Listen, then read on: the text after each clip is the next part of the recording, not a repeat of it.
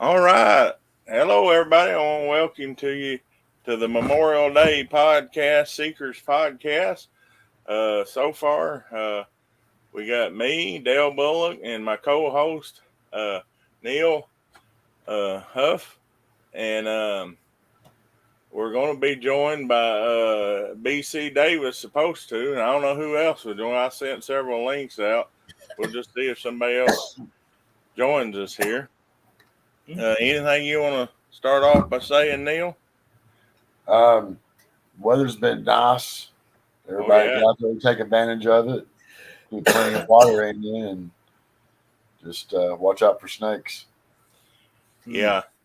Yeah. Uh, They we've know been that. out a little bit around here, and last year we never even saw a snake around the haunted house down here, and we've been down here remodeling and everything, and everywhere we turn there seems to be a snake. We got to get some snake pellets and everything. It's kind of crazy how many's been down there. So if they're right here where everything's mowed, they're out in the woods. Oh yeah. Yeah. That's why I'm trying to keep mine all weed eated down so they will stay up there in the woods.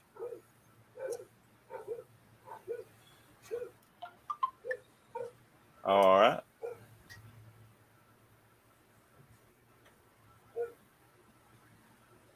Says beach. Oh, there you are. It put your deal Oh, in there I there. am. Yeah, it put you in a different place where I couldn't see it. I had to move the screen over for some reason. That's weird. You're Oh, here okay. now. You got Yep. anything you want to start off with saying, BC? Like I say, it's just been dead quiet, and the floodwaters are receding. So I'm guessing they probably moved from the hills down back to the bottoms, Right. except where there's wild blackberries and all that. But down at the bottoms, that's a lot more food sources down there and water. So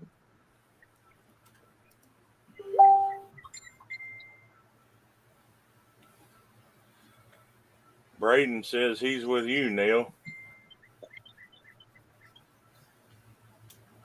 Hope he's on the driveway.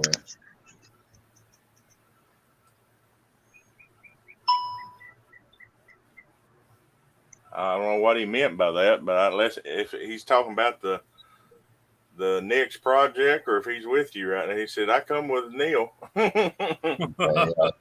He's probably Uh, talking. he may be talking about next project. Yeah.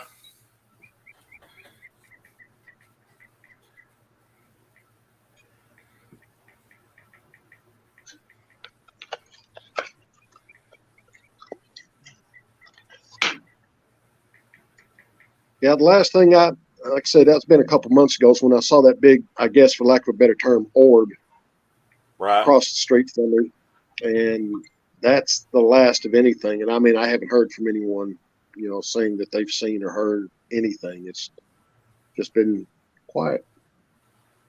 That's what before we got on air, I was telling him, me and you was talking. It's been quiet around here.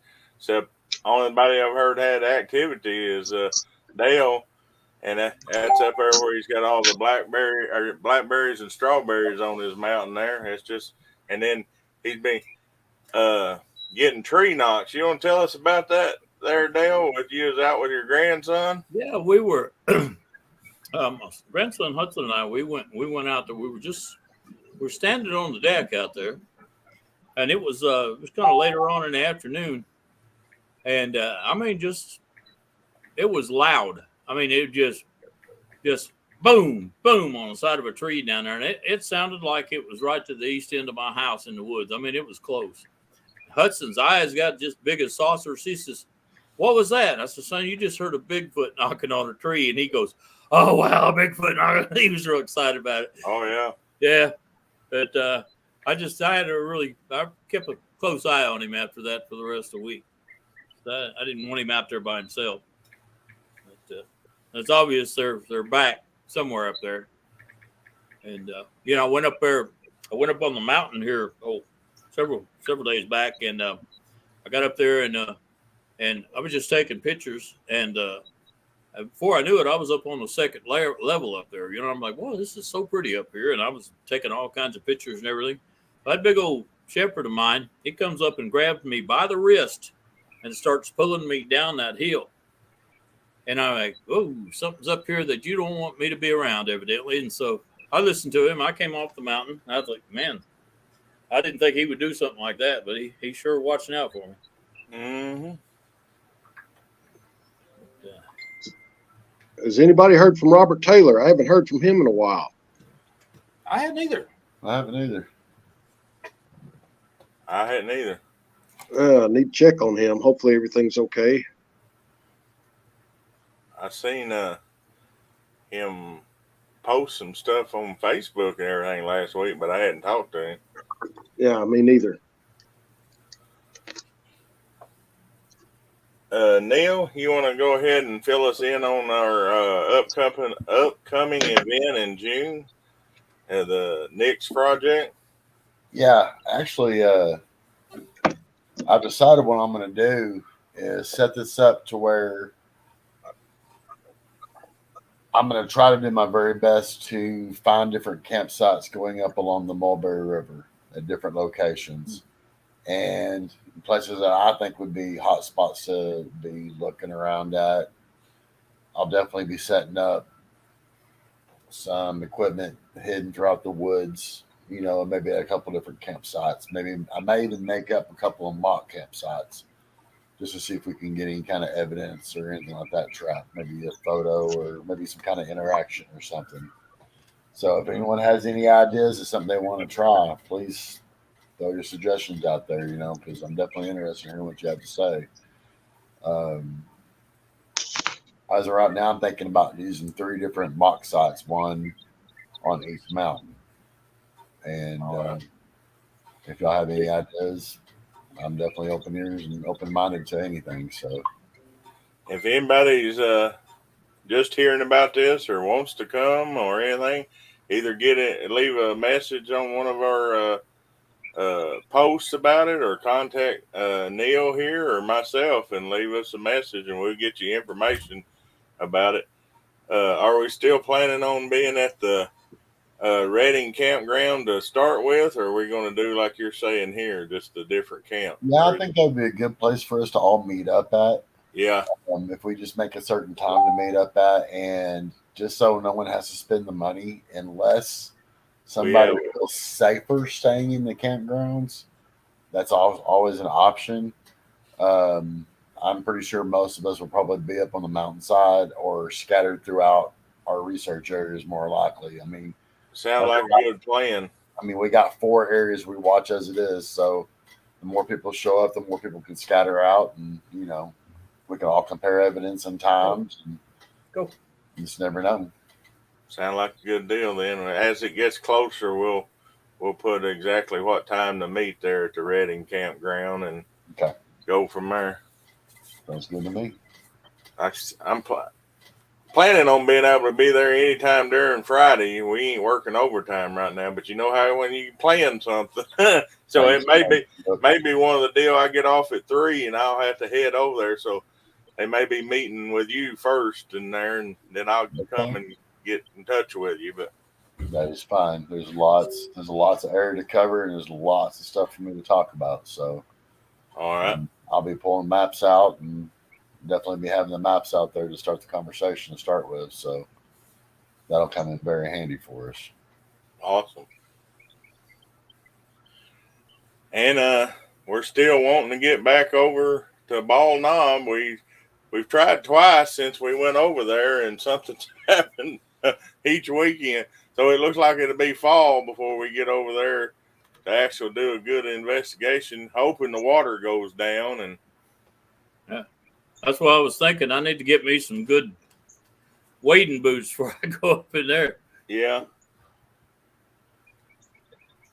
Yeah, I'll try to find out what the status is down there. Of course, you know, it may take a long time for it to all get out of there, but usually the time of year that we went is about the best time. You know, late fall, mid to late fall.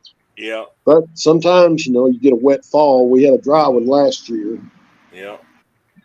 We'll just have to keep a watch on it and try to give us a week or I'll two do that. notice, and then we'll plan something. Yeah, I'll do that. I guess Robert's okay. He just popped up on the group chat, so that's definitely a good sign. So Yeah. Awesome.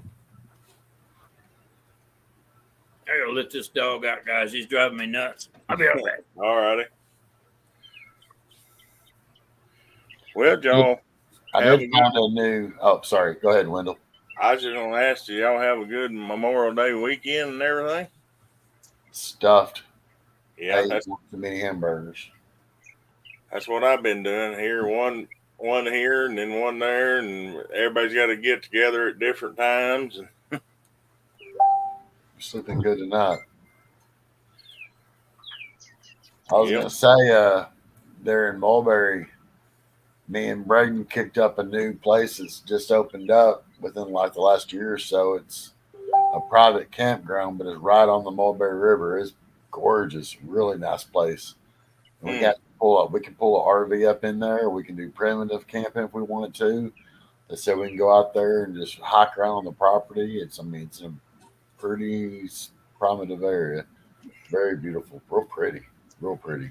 Very, Awesome. very relaxing. I'm gonna do next time I go there. I'm gonna sit to let me, spend the day there and maybe do a video and send out some videos to you, kind of give an idea of what the new place looks like. That'll be real easy to gain access to from the interstate, so that's also a plus.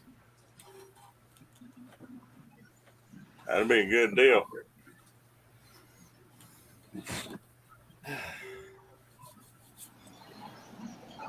So, have you had any strange activity over there, BC, other than that orb or light? After the weekend after you said that, they started seeing lights here at Greer's Ferry, and they say it was flares. It was the training weekend. They said for the from the Air Force Base at Little Rock, and they said that nobody could hear any jets or nothing, but they said that they was using these flares as for drones. Anyway, they was using them for training, and I'm like, yeah, sure. Yeah, yeah. What I saw was no flare. I've seen flares. That flares don't go parallel to the ground. Right. And this thing was moving. It was moving very slowly, but it was going, like I said, from my right to the left or east to west to east. And I just watched it for a couple minutes. I'm like, well, that's different. Well, that was kind of the deal. They were saying after they said it was training flares. Well, several of the people kicked in. It was on this message on Facebook, and they said, well, these flares were changing directions. Yeah, those aren't flares. Those are not flares. Yeah. So, unless they have some sort of smart flare that but that doesn't even make sense. Yeah, not now. I mean, that'd be something totally new, but I guess it's possible they could have something. But that was what was here it was part of it. They could see it from Shirley, which is on the north side of Greer's Ferry Lake. So.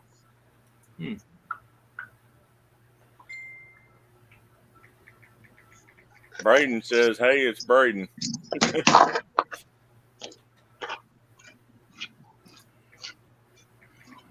He must be on his way. He says, I'll see y'all soon. All right. Yeah, I sent the link to Braden's phone. It's supposed to be on the way to my house, I guess. I think. Awesome. He'll let me know if it's here, so.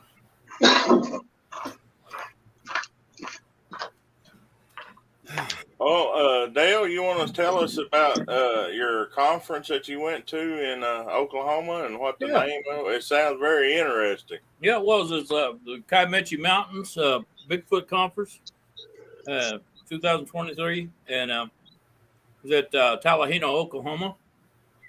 It's got, it's about an hour or so over the border from Arkansas, about straight across from Mina, actually. And for anybody that knows where that's at. It was pretty interesting. There was I got to talk to, I never got to hear Ken Gerard speak, but I talked to him for several hours, and he's got a lot of different theories. Some of them I didn't agree with, some of them did. He's very knowledgeable. I bought one of his books, so if y'all want to borrow that when I get done with it and read it, you can.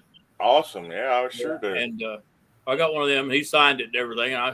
I made him promise that if he provides definitive proof, then he needs to come sign my book again, so it'd be worth like $10 million. But anyway, he said, yeah, he'd do that. But I talked to quite a few people. I met a whole bunch of the Choctaw tribe members down there. A lot of the tribe elders, they had some really, none of them wanted to get up there and speak about it.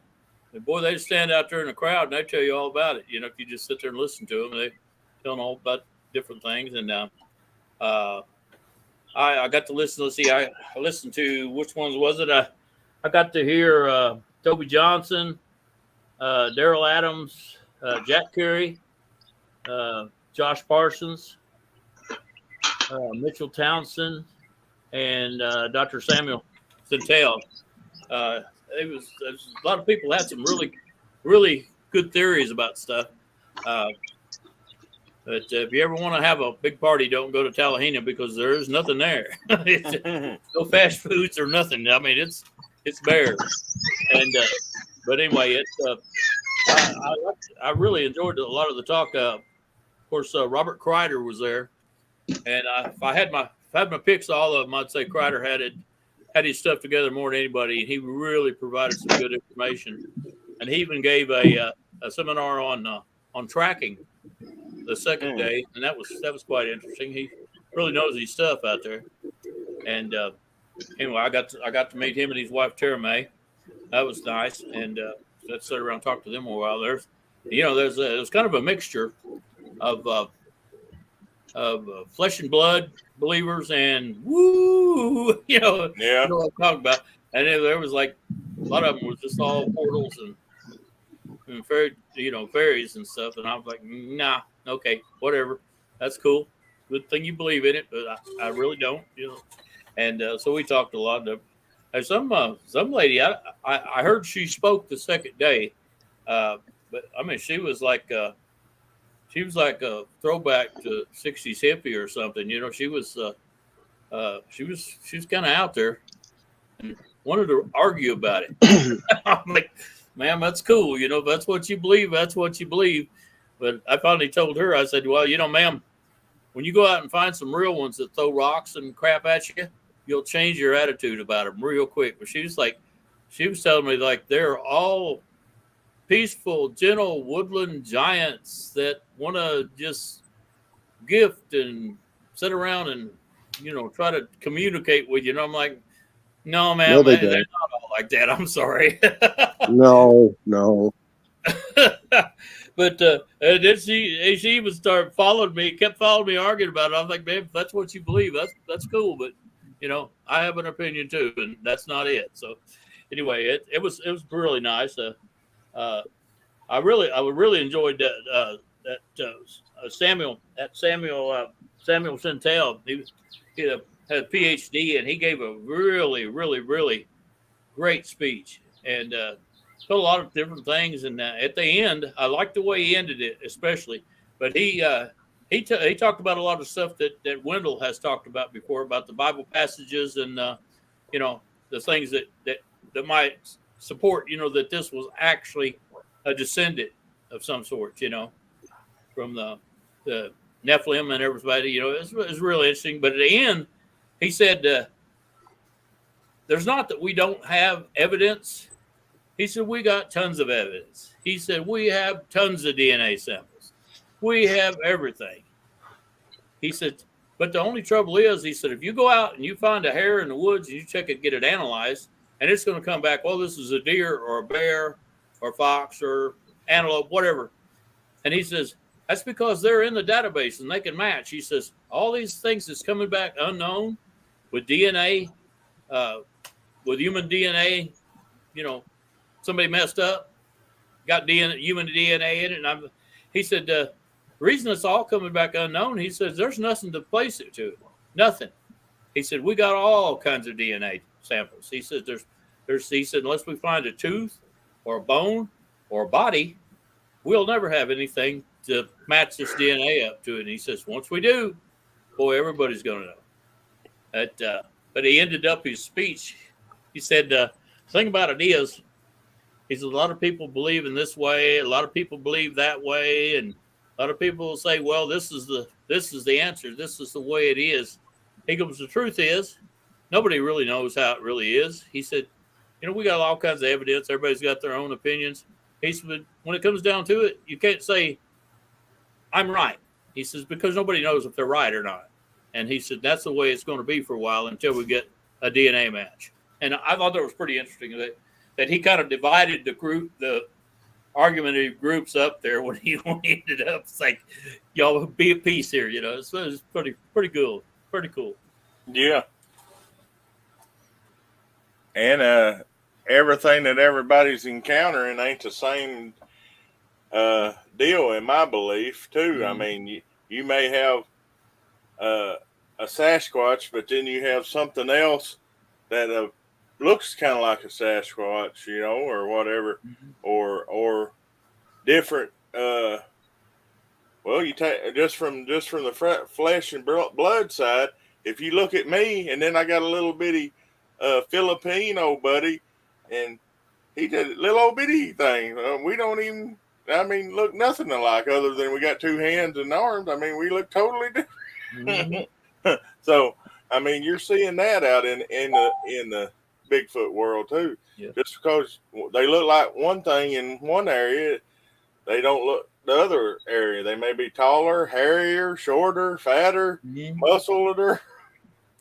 Well, so, another thing that they was talking about up there, and I thought it was quite interesting, they talking about, the bringing the evidence in. He said the scientific community is probably one of our worst enemies right now. He said, because it's like the duck-billed platypus. He said, people were saying, hey, we're seeing this duck-billed platypus. And all the experts were saying, you're crazy. There's no such animal. And then in 1799 is when they actually brought a carcass in. They laid it on a table in front of these experts, and the experts are still saying, this is fake. This can't be. And he said they were actually looking for stitches where a taxidermist had put it together. He said they refused to believe it was real until 1799. And it was the same way with a mountain gorilla. All these villagers and everybody had seen these big hairy giants out in the forest, and all the experts were saying, no, that's not possible. There's no such thing. And it wasn't until 1902 that they actually proved that there was mountain gorillas up there. But other than that, it was just a myth up until that time, just like Bigfoot's been. So yeah, we just got to hang in there. Somebody's going to get to what we need sooner or later. Sooner or later. I see Hardcore moving around. Yeah, I don't know where he went. You still there, BC? I'm here. Okay. I've not heard of any more information on a Bigfoot conference here in Arkansas. I don't know what's going on with Mr. Swain. I'll ask his son. The last I heard, and this was a few months ago, that he was still trying to find a venue. So along those lines, do y'all know anybody that could put one together or would have the experience or know-how of putting one together? Well, ain't they going to have one down at the Mina or somewhere we was talking about that, Dale? Yeah, I think that was 19th and the 20th of this month, I think. I believe because I was kind of drawn, which one am I going to go to? Because I think, well, I could go to this one and I could see one day of it and then jump over across the border and see the rest of this one. But I decided to just go to one and get it over with. Right. Well, they have something in Little Rock, I think. I can't remember when they have it, but it does cover some cryptids, but I think it's also paranormal stuff as well. Yeah, I've seen that one too.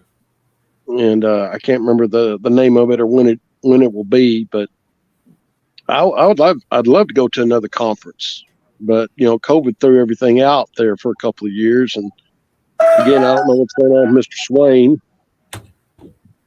No, he has health issues. I heard there was supposed to be one up here in the north central part of the state somewhere. Yeah, I did too, but I didn't I follow haven't heard up on anything it. more about it. And I've been wondering about it. That'd be real close for us. Mr. Swain actually contacted us when we was going to do that investigation at Ballnam. He was going to be there, but when we got rained out, he couldn't make the next one. So, Well, hopefully he'll come along. I mean, I've communicated. I've talked to him, and I know his son pretty good, and he at least expressed interest here a few years ago. But again, I don't know what his health situation's like. I know he's had some things to deal with, so hopefully he's okay now. Yeah, I would love to have one back in Central Arkansas. Me too. Yeah. I got some news for everybody. Old Braden just found out he's going to be a daddy. Oh, really? Wow! Yeah. Congratulations, Braden. Congratulations. Thank you. Awesome. You have your little Bigfoot buddy now. Yep. Some more bait. Yep. I don't know what she's going to think about that, but well,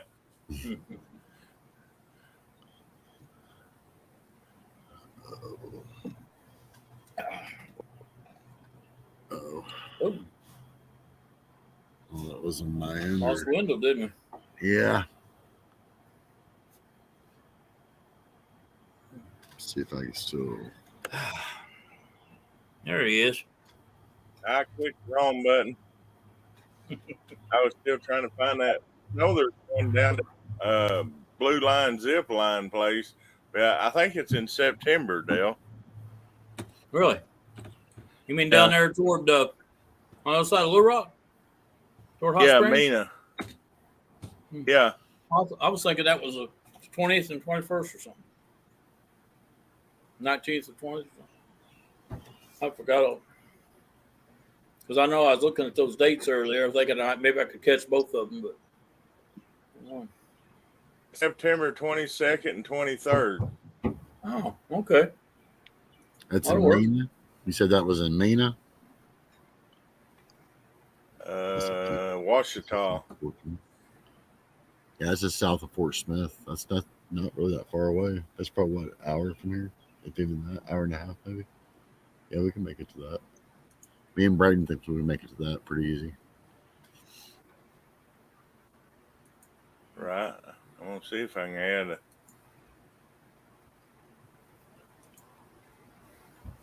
No. Wrong button. Cancel. There we go. Gotta make sure that you can be out of town for that too, because of work and stuff.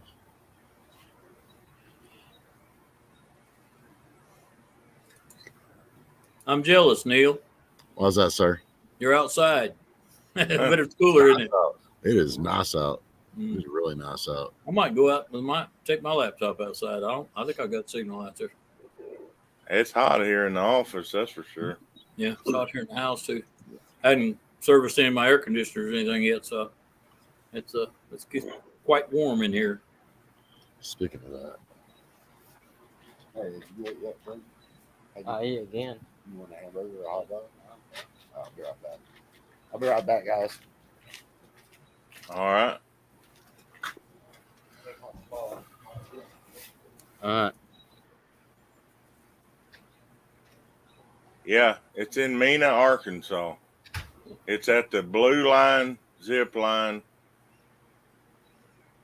and it's a conference September 23rd. Okay. Yeah, I'll have to write that date down.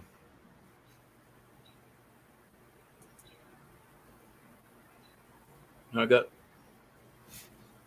some other contacts. I was down there around Boggy Creek this weekend Oh yeah, for a little while. Yeah, come on. down there. Yeah, Down there where they had that long Lake Texoma, where those fishermen had that encounter right there at the border. yeah. I was right down in that area too.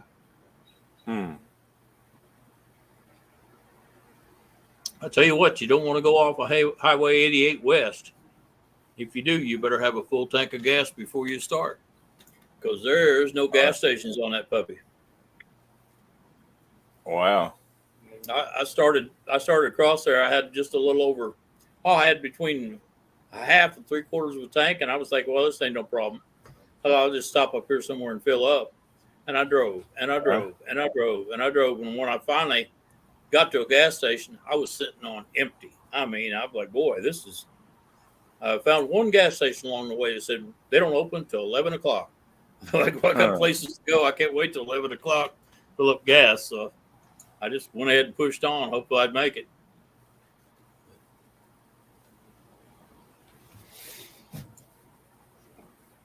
What you been up to, Braden? Nothing much. Don't be shy. All I can see is your eye. You see me now? Yeah. Been doing dirt track racing. Oh, yeah? Yep. Mena, Arkansas is about 2 hours from Ozark. All right. We'll have to get more information on it. It Which says way, that. which way from Ozark? Is it like west of Ozark or? Nah, it's south. Oh, south. Okay. Huh.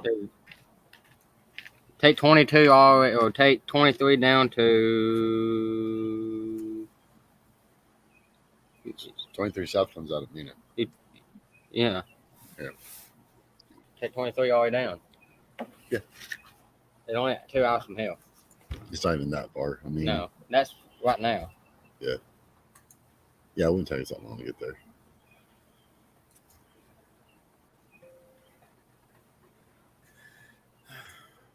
Well, I'll share it. I've shared it once to our the Arkansas Bigfoot cartel, but I tried to get the picture on here to post it onto this on our podcast, but I ain't that smart. Not yet. We'll figure it out. Not yet. I'll figure it out sometime. Where you been dirt tracking at there, Braden? Niceville and Centerville. Oh yeah, I've raced at Centerville quite a bit. Have you? Yeah, used to be there, Plummerville, I-30, and Batesville, Yeah. and West Plains, Missouri. Really? Tracks that I raced. I-40 is supposed to be back open. That's where most of my family's from, in West Lane. I hadn't heard about I-30. They said they were selling out and closing, but I don't know. The new go is open it. Huh? That's cool. That'd be good. I used to drag race up at Centerville. Oh yeah. Before they cheapened the sport. Started racing for times instead of actually heads up and racing. You know, Right. like that's not even fun anymore. So, the last of that. I run in the bomber class or hobby class, and then they finally got to where they was allowing everything, and you can't compete with money when when you just ain't got it. So Yeah. I raced for 19 years. Yeah. So I raced the motocross circuit for quite a while, and all these guys that's got 4 or 5 motorcycles just like it, sitting in a trailer ready to go if it breaks down. You know. There I was between races working on stuff, trying to keep it going. It's got to be too expensive after a while.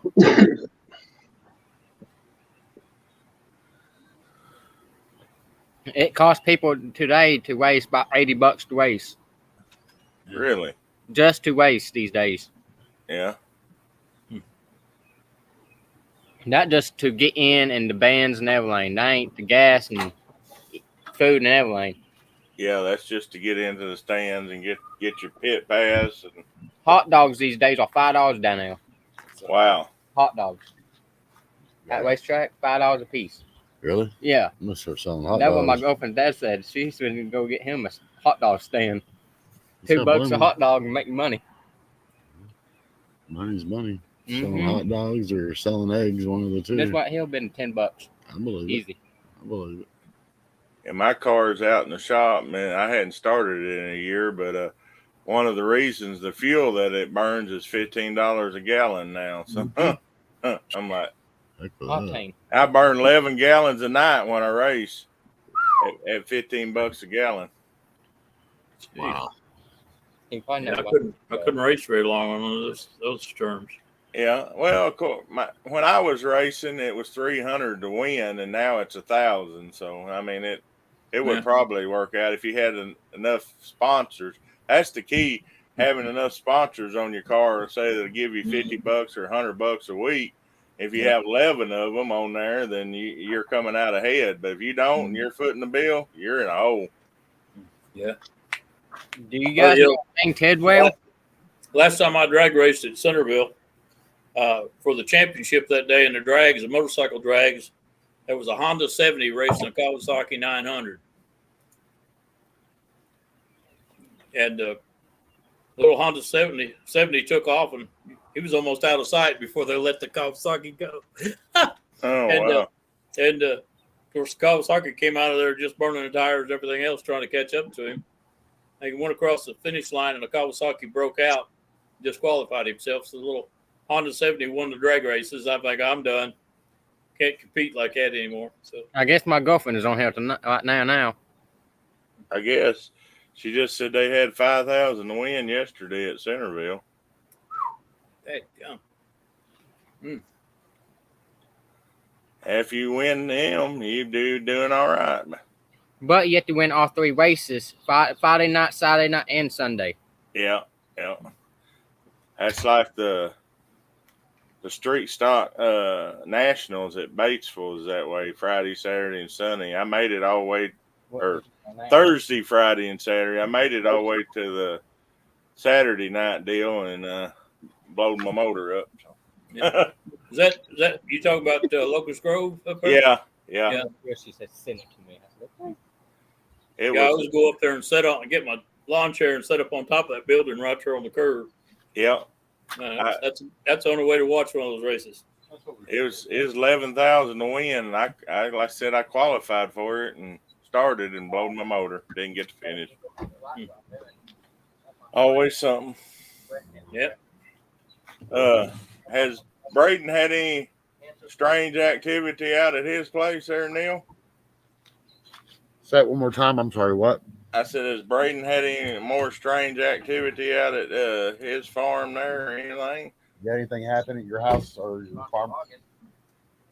Yeah, actually, he said there's been a bunch of logging going on up there. You want to go up here? You get up there more than I have. What is that word across the road? That I know they've been logging a lot up there. Well, that liable to affect all the activity on your side of the Oh yeah, definitely. creek and everything. Mm-hmm. It'll push them one way or the other, either on up or down, back down into area 2. Both, Yeah. I think so. Yeah. I think they make campgrounds.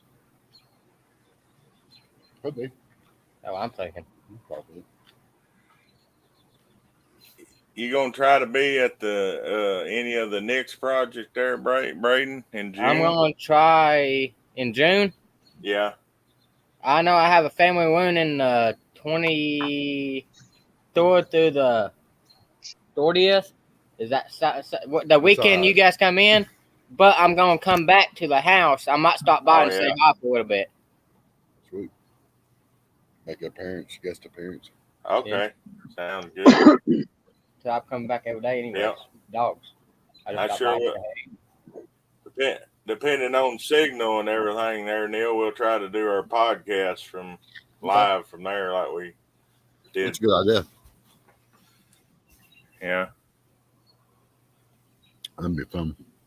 I'm going camping. Where I go for camping now and get videos. Okay. Yeah, definitely do that. Yeah, Braden said where his family or where they're going to have their reunion at, he would do a little scouting around there. And if he sees anything, that he would do some footage for where he's going to if he comes across anything. So, where's it y'all's reunion? Hog Creek Falls. Oh, yeah. Hog Creek Falls. Yeah, he'll probably get something out of there. All right. Good deal. It just never. It's east from area 2. You think about it. Northeast, yeah. Northeast. In Northeast, okay. More in the mountains. Yeah, it's way deep out there. It's like a good hour and a half compared to where Area 2's at. It's about 30 miles from Coxville. Yeah, it's good. It's a good little move up there, yeah. From where we're at, yeah. All right. Yeah, it's still within jumping distance for a Bigfoot around. They can move around anything, or we can move around depending on where we have activity. Yeah. Yeah. That'd be good. You guys be there and I'll be there, and we might be touching each other. Never know. I never thought about that. Yeah. We might be able to make use the radios. Be able to keep contact too. Yeah. See. Hey, BC, have you talked to Larry, the guy that was with you, Will? What's his name? Williams. Williams. Yeah, I saw him the other day. And any activity no. or anything? No. Well, wait. Now that you mention it, I think he's heard some. Oh, he lives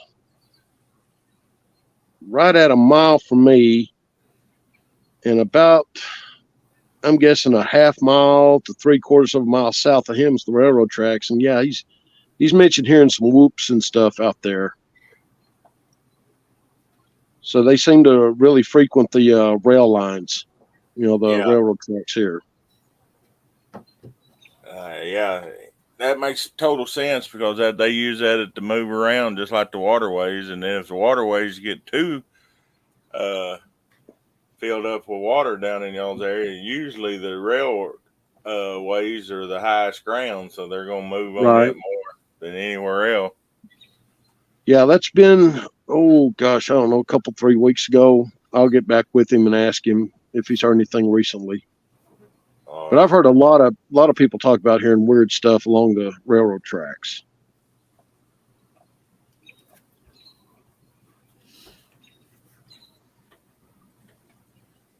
I think that some of the area that I've been watching is not far from railroad tracks, actually. Not the ones up in the mountains, but more certain spots around the Arkansas River that I've been watching. Yeah. It's pretty close to railroad tracks, actually. That's what kind of influenced me to go walk down the tracks that one day and where I found that cave. Right, yeah. It was just the thought and just the idea of things and just kind of trying to connect the dots, so to speak, together. And next thing I know, I'm walking on railroad tracks. So now I did have up in northeast Arkansas, I had a friend that contacted me, said that their activities picking up, and this was up north of Jonesboro area, and they're along a railroad track too up in there. So.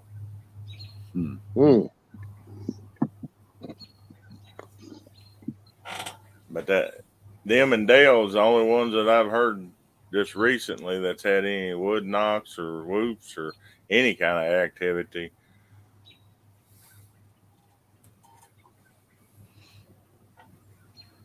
Got anything else that you want to bring up, Neil? No, I can't think of anything else. That's me. That's what I'm thinking. Think about 100,000 things and never getting all excited. And then we finally get online, I can't remember half of what I wanted to talk about. Yeah, that's the same one here. You got anything, BC? No. I mean, I was just, a friend and I were talking the other day, and we believe that this is a window area, kind of like Skinwalker Ranch, in that, at least from some of the guys I've talked to on here, they have Sasquatch sightings, but they don't have sightings of things like Dogman, aliens, Mothman, or Mothman type creatures. Right. And, I've mentioned the giant spiders, one there at Center Hill, west of Searcy. That was back in 75. And then about 25 years ago, where my cousin and a couple other guys were out on the boat, and they saw one up in a cypress tree. That was just incredibly huge. So just about, you name it, we've got it. I've not heard of any rake sightings. I hope I never hear that, or anything that would sound like a gugwe or a wendigo. I've not heard of any of that. Hopefully never do. I mean, we've got plenty as is. Right. I think I was counting the other day. I think 9 or 10 Sasquatch sightings, up to 8 Dogman sightings, 2 Mothman type sightings, 3 alien sightings. Then I saw that orb, and I've seen UFOs in this area, but that goes back to like 1977. I've seen UFOs in this area, so 46 years. Guys, my laptop's about to die, so I'm gonna go ahead and get off here, guys. All right, man. You have a good one. See you guys later. See you later. See ya. See you next month. Or next month, June. All right. We done lost Dale too. I don't know what he's had go on here, but yeah, just keep us informed there, BC, on the water level and stuff going on over there, and we'll figure out something and get back over there. Yeah. Now there is one girl that works at the tobacco store here in town. She lives in Griffithville, which is kind of southeast of Searcy, flat country, and she does say that she does still hear weird stuff coming out of her woods. That's the one that saw that semi-cloaked entity last summer. Yeah. And her and her mother had an alien sighting. This was back around the mid-70s.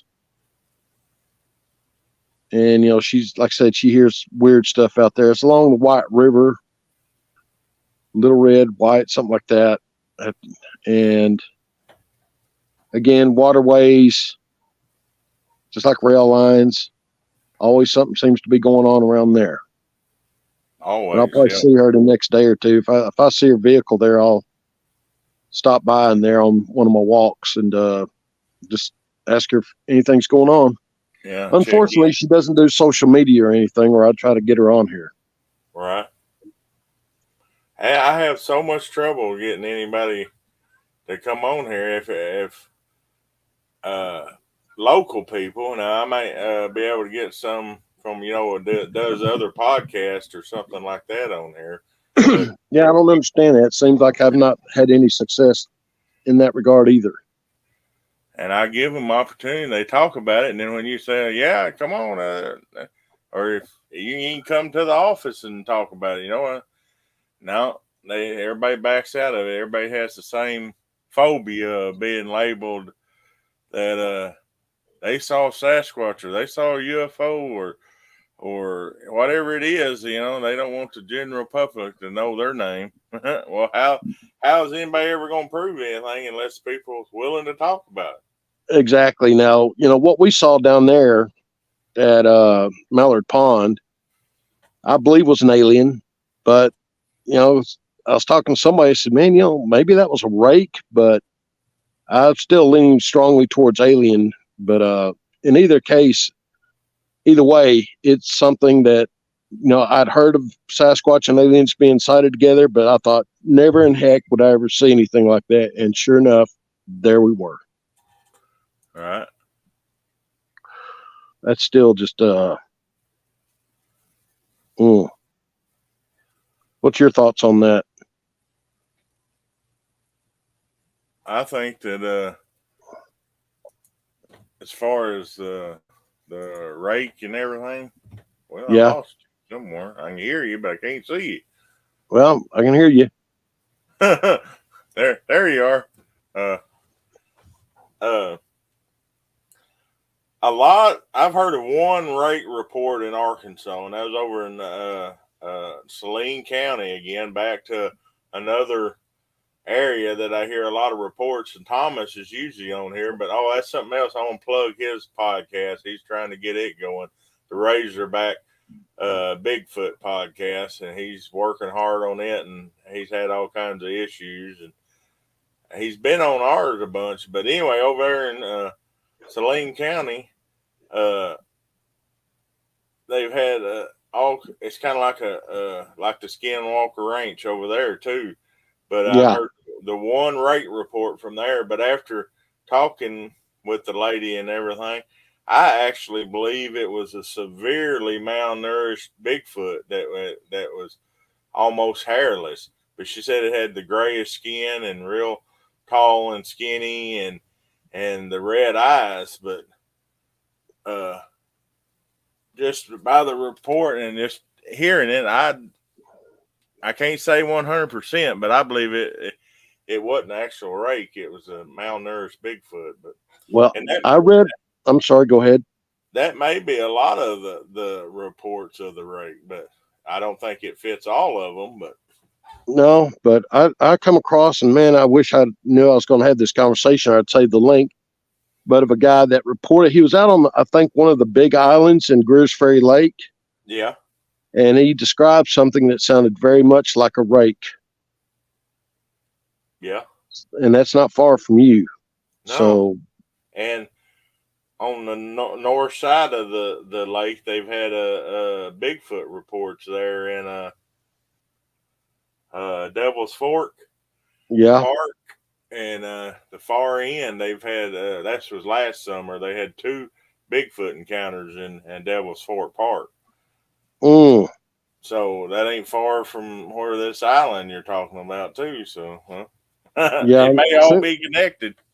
I read of a possible dogman sighting up around Heber here a couple 3 years ago. I hadn't Yeah, heard about that. yeah. So, Wow. yeah, buddy. I mean, that's dogman. That's just something I don't ever want to. I don't ever want to encounter anything like that, or a rake, or definitely not a skinwalker. Yeah, me neither. But if you go out looking, and you're just liable to run into anything out there. Yeah, you never know. You have to be prepared for anything. That's why I'm lucky that when we do go out, we got a good several teams that join together and everything. We're blessed there. I got Yeah. a buddy Barry that comes on here, and he does all his by himself, and he's never run anything into anything that would be threatening. But he's usually Yeah, going around out his by own. yourself is not a wise thing. No, it ain't. I mean, that you're just asking for trouble. It's why, and I tell anybody that I listen, I don't care if they think I'm nuts or not. Do not go in the woods alone. Do not ever go in the woods alone, and do not ever go out unarmed. When somebody says, "Well, I got a 22," and I said, "Well, that's not going to really do you good. I don't know how big a gun you would need, but a 22 is not going to do you any good. If anything, it'll irritate them." Yeah. But I would say anything like 40 caliber and above. Yeah. And even then, I'd be really cautious, because if one steps out in front of you, chances are you're already outflanked or perhaps surrounded. So before unless they charge at you, I wouldn't pull that weapon out unless I absolutely had to.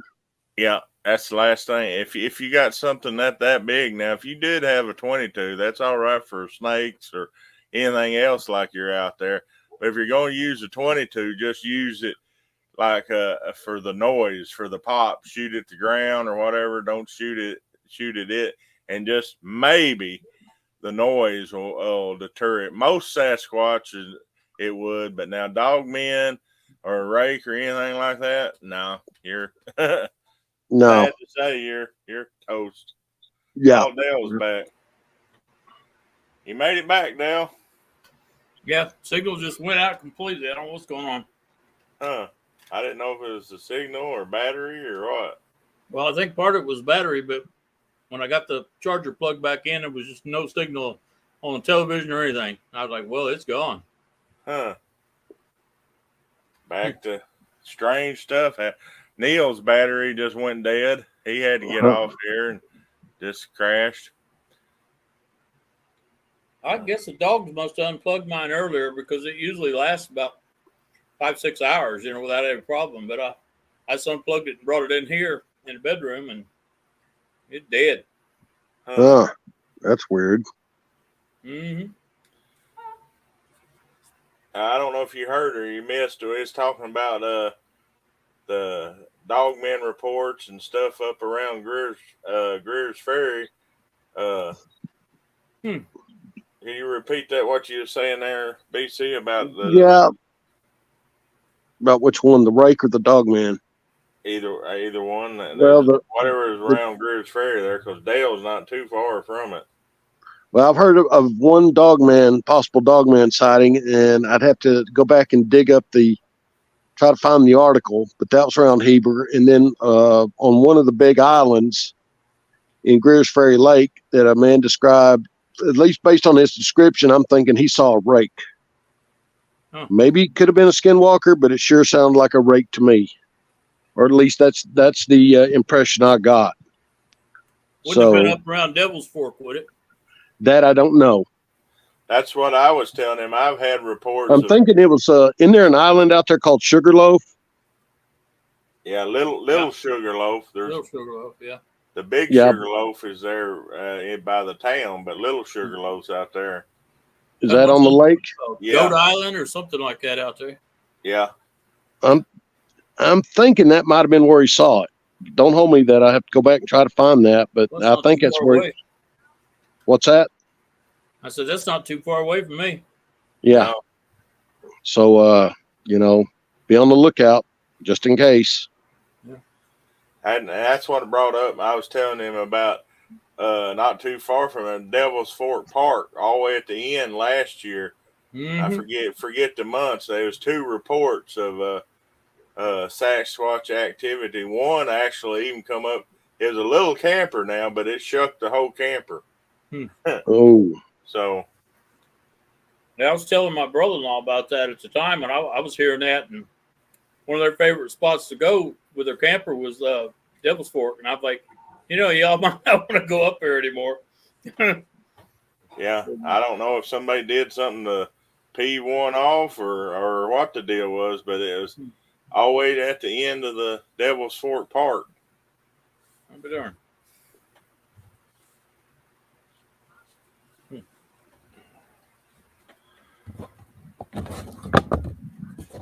Yeah, and what kind of takes people back was when I tell them, when they say, well, they're way out deep in the woods, I'm like, well, yeah, but they also are right here on the fringes of society. Yeah. On green belts, and just like the woods behind my house and off to the west, and then that structure, which was just side of the road where some woods, it goes through some woods just to the south of me. It looked like there was a structure. I don't know if it was a territory marker or what it was, but it's like that thing just kind of appeared overnight, and that's where Larry had that limb was thrown at him. About 4 6 inches, and it just sailed over his truck. So, yeah. Urban squats. I know they're pretty close. I've got a few myself. Yeah. I know there's some because I've heard whoops and screams and howls and all that. So I know they're running the woods around my house. So they look for when they're around a town or something like a patch of woods that nobody hardly ever goes, or it's a little swampy, or the branch runs through it. That's a perfect place as they're passing through to hide during that time, and they may not move around till really late at night. So, yeah, I looked at Google Earth, and one could basically stay in the woods all the way from Ball Knob all the way up to Fayetteville. I mean, you have to cross a few roads, a few pastures here and there, but they can pretty much stay in the woods the entire way. Yep. Follow that Silmore for miles and miles and miles. Mm-hmm. Speaking of which, me and a friend went up to Heber last week, and I went to the overlook and went to the trout hatchery. Oh, yeah? Yeah, I've always liked going up there, but it's kind of bummed me out that they don't have the aquariums in there anymore where you could actually see like bass or crappie or whatever. They just, I don't know why. Huh. That was open last time we went up there. My grandson likes to hang out up there a lot. Yeah. I like that place. I love Heber. Mm-hmm.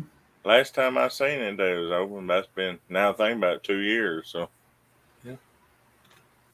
That's like last summer, I think we went up there. Hudson and I did, and walked around seeing all the fish and everything. Oh, yeah.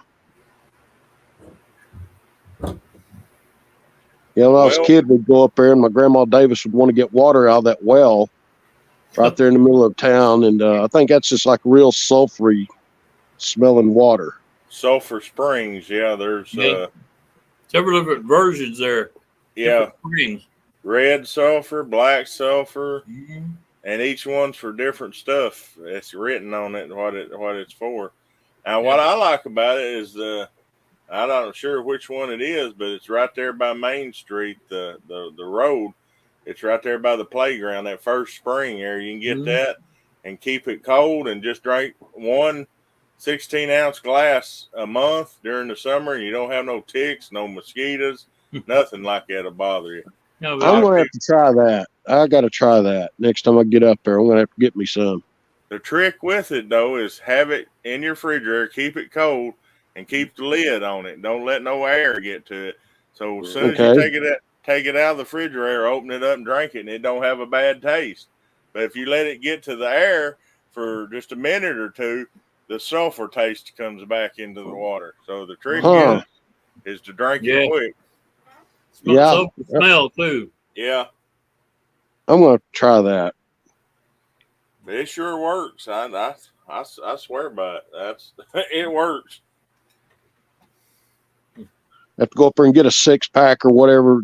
Bottle up a 6-pack and kind of keep me good through the summer. What I do, I go get me a gallon at the beginning, and then when I use my water bottles, I fill them back up with that and put the lid on it, and be sure they're full all the way to the top, and put my lid on it.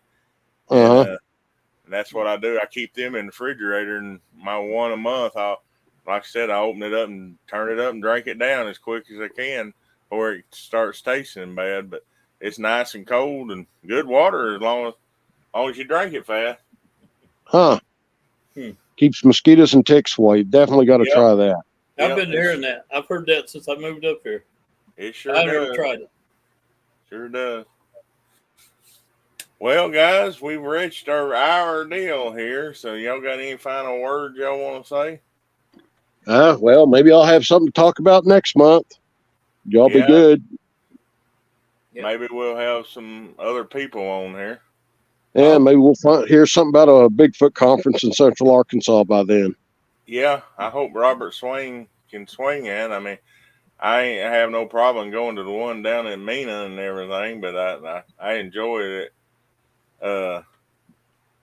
When Robert did it down here at the last one was at the college at Conway. Yeah, I was at that one. I was too, but I didn't know you, and so was I Neil. didn't know you either. I was there with Robert Taylor. Yeah. Well, heck. Well, hopefully we'll get to do it. Hopefully he'll have one this year. I knew Robert then, but just barely. But I didn't know he was there. Yeah, he's a nice guy. Yeah, he is. Church of Christ preacher, I think. Really? Yeah. Oh, but him and his group, or what you want to call it, they're still in the belief that it's just an ape. Oh yeah. And that's where I don't agree, but I believe there may be some of them that's the Janus Epithecus, just by the difference in tracks that me and Dale seen. But right, I just can't. All of them, the appearance don't look the same. So no, and plus some of the attributes or the abilities that some of them have, I'm like, that's not an ape. Right. Well, one of the points they made at the conference down there, it was talking about that, and they said one of the things that classifies a human as a human, no matter if it's an ancient human, Peking man, Zinjanthropus, any of them, the one thing that classified them as human was they were strictly bipedal. Right. Which bears, apes, chimpanzees, orangutans, none of that is strictly bipedal. So right. If that's the classification, this thing has got to be human in some sort, some way. Yeah. And I think that's why they keep coming back with a human contamination on the DNA, because it's actually got human DNA in it. I believe that too. Yeah, because they can clean that stuff up off samples. They can remove that. So when they did it, that's the DNA that's in that sample. It's not, they can clean any contamination out. Yeah, I've heard that a lot though. Human contamination. Yeah, well, that's a nice excuse for them. Yeah. Yeah. Mm-hmm. Well, Wendell, I'll keep you informed if anything picks up around here. I All figure it right. probably will with all these strawberries and stuff all over the hill. I'm looking forward to it. I bet they will. Yep. That's right. All right. Until next time, y'all. All See you, right. BC. See y'all Take later. care. See y'all Hey, next Wendell. month.